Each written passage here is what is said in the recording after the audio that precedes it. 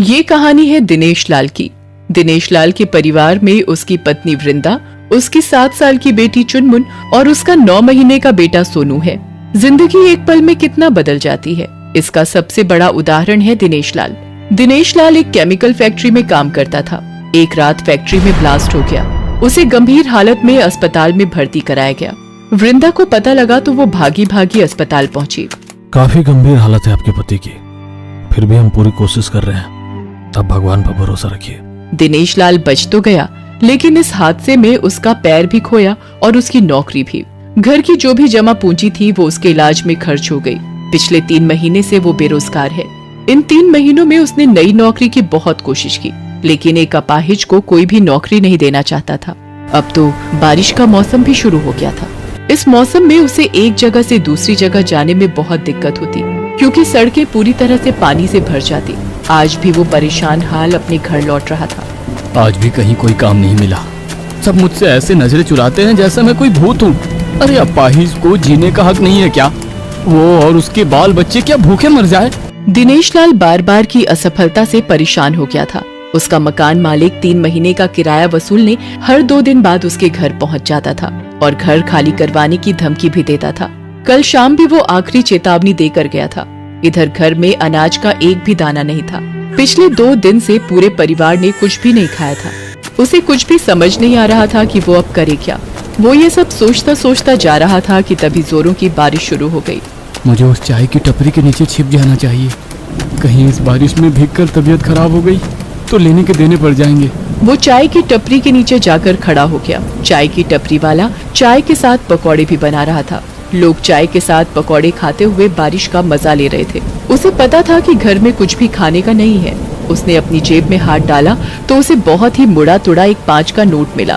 5 रुपए ही है जेब में। क्या करूं मैं? हम पति पत्नी तो पानी पीकर भी रह लेंगे, लेकिन बेचारी चुनमुन कब तक भूखी रहेगी? पकोड़े ले जाऊंगा तो चुनमुन बहुत खुश हो जाएगी। उसने बहुत सोचा, फिर उन पैसों से पकौड़े खरीद लिए। थोड़ी देर बाद बारिश बंद हो गई और वो पकौड़े लेकर अपने घर पहुंचा। लेकिन घर के बाहर का नजारा देखकर उसकी आंखों में आंसू आ गए। उसकी पत्नी और उसके बच्चे घर के बाहर खड़े थे। उनका छोटा बेटा अपनी माँ की गोद में रोए जा रहा था। चुनमुन सहमी सी अपनी माँ का आंचल पकड़कर खड़ी थी। उनका मकान मालिक, जो भी उनका छोटा मोटा सामान घर में था, उसे सड़क पर फेंक रहा था। उसकी बेटी ने जब उसे देखा तो वो भागते हुए दिनेश लाल के पास आई। बाबा देखो ना, अंकल ने हमें घर से बाहर निकाल दिया और अब वो हमारा सामान भी फेंक रहे हैं। मेरी छोटी सी गुड़िया थी ना, अंकल ने उसे भी नाले में फेंक दिया। दिनेश लाल ने अपनी बच्ची को चुप कराया और मकान मालिक के पैरों में गिर पड़ा। ये आप क्या कर रहे हैं मालिक? इस तरह हमें बेघर मत करिए।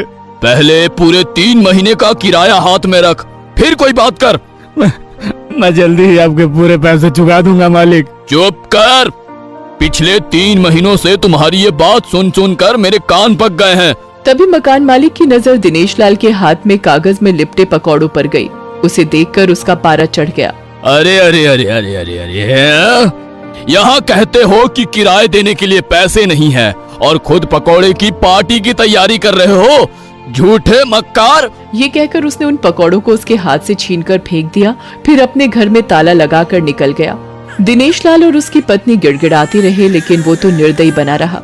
अब वो कहाँ जाएंगे जी? पता नहीं वृंदा, लेकिन कहीं तो जाना ही होगा ना। छोटा मोटा सामान अपने सिर पर उठा वे सड़क पर निकल गए, लेकिन एक बार फिर से जोरों की बारिश शुरू हो गई। वो बारिश से बचने के लिए कहीं छिपना चाहते थे, लेकिन कहीं दूर दूर तक कहीं शेड नहीं था। वृंदा किसी तरह अपने नन्हे से बेटे को सीने से चिपकाए चली जा रही थी। अचानक बारिश के साथ साथ ओले भी पड़ने लगे। हे भगवान, हम गरीबों को तकलीफ देने में आपको बहुत मजा आता है ना? हाँ, बारिश तो हो ही रही थी, अब ओले भी पड़ने लगे। लेकिन तभी दिनेश लाल की नजर सड़क के किनारे रखे सीमेंट के पाइप पर गई। उसने सबको उस पाइप में छिपने को कहा, लेकिन पाइप तक पहुंचने के पहले दुर्भाग्य से ओले का एक बड़ा टुकड़ा चुनमुन के सिर पर गिर गया। उसके सिर से खून बहने लगा। वो बेचारी जोर जोर से रोने लगी। वृंदा ने झट से सोनू को गोद से उतारकर दिनेश लाल को दिया और अपनी साड़ी का पल्लू फाड़कर चुनमुन के सिर में बांध दिया। माँ, सिर में बहुत दुख रहा है। ठीक हो जाएगा बेटी, ठीक हो जाएगा। वो सभी पाइप के अंदर बैठ गए और बारिश के रुकने का इंतजार करने लगे, लेकिन बारिश रुकने का नाम नहीं ले रही थी। रात काफी हो गई थी। तभी उन्होंने देखा कि उनके सीमेंट वाली पाइप से कुछ दूरी पर एक बड़ी सी कार आकर रुकी। उसमें से 2 कपल बाहर निकले और बारिश में भीगने लगे। बारिश में भीगने का अपना अलग ही मजा है ना तमन्ना। सच में अखिल, बारिश में भीगना फिर गर्मा गर्म पकौड़े खाना जन्नत सा मजा देता है। काश ये बारिश पूरी रात होती रहे तो मजा आ जाए। एक ओर दिनेश लाल और उसका परिवार बारिश के रुकने की दुआ कर रहा था, वहीं दूसरी ओर कोई और पूरी रात बारिश चाह रहा था। कितना असंतुलन है ना भगवान की बनाई इस दुनिया में। दिनेश लाल और वृंदा यही सोच रहे थे और बारिश के रुकने का इंतजार कर रहे थे, लेकिन बारिश नहीं रुकी। वो और भी तेज हो गई।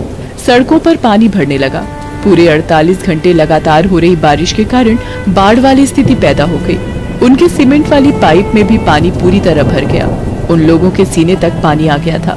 वृंदा, हमें बच्चों को लेकर किसी ऊंची जगह पर जाना होगा, नहीं तो हम सब लोग डूब जाएंगे। उसने चुनमुन को अपने कंधे पर उठाया और किसी सुरक्षित जगह की तलाश में आगे बढ़ने लगा। तभी पानी का एक तेज बहाव आया, जिससे दिनेश लाल का नियंत्रण खो गया। वो गिर पड़ा। चुनमुन भी गिर पड़ी और पानी के तेज बहाव की चपेट में आ गई और वो डूबने लगी। बाबा, बाबा बचाओ मुझे बचाओ, मैं डूब रही हूँ बाबा। एक तो 2 दिन से भूखा परिवार, ऊपर से तेज बहाव का प्रहार। दिनेश लाल चाहकर भी अपनी बच्ची को नहीं बचा सका। पल में ही चुनमुन उनकी आंखों से ओझल हो गई। चुनमुन बेटी, कहाँ हो तुम? चुनमुन। लेकिन चुनमुन ने कोई जवाब नहीं दिया। दिनेश लाल असहाय पिता की तरह ऊपर वाले की ओर देखकर कहने लगा, अरे भगवान, तुम्हें जरा सी भी शर्म नहीं आती क्या? हाँ, तुम पूरे पत्थर हो गए हो क्या? पहले तो मुझे अपाहिज कर दिया, हमें दाने दाने को मोहताज कर दिया, फिर सिर से छत भी छीन ली और अब मेरी बेटी को भी ले गए। कान खोल कर सुन ले तू भगवान नहीं, पत्थर है पत्थर। वे उस बाढ़ से किसी तरह बचने की कोशिश कर रहे थे, लेकिन अब उनके पैर जवाब दे रहे थे। भूखा शरीर अपनी ताकत खो चुका था। वे भी उस बाढ़ की चपेट में आकर डूबने लगे। हालांकि तब भी उन्होंने हाथ पांव मारे, लेकिन भूख ने उन्हें कमजोर बना दिया था। दोनों एक दूसरे को पुकार तो रहे थे, लेकिन पानी के बहाव में वो पुकार अनसुनी हो गई थी। वृंदा, वृंदा। लेकिन शायद अभी मौत उनके हाथ की रेखाओं में नहीं लिखी थी। तभी तो वे पानी में गिरकर बेहोश हो गए थे और वे बहे जा रहे थे। तभी बाढ़ राहत कार्य वालों की नजर उन पर पड़ी। वे उन्हें अपनी नाव में बचाकर राहत शिविर में ले आए। बारिश अब बंद हो चुकी थी। इस बारिश में हम भले ही बच गए वृंदा, लेकिन इसने हमारी चुनमुन को हमसे छीन लिया वृंदा, हमसे छीन लिया। वे दोनों एक दूसरे को पकड़कर रो रहे थे।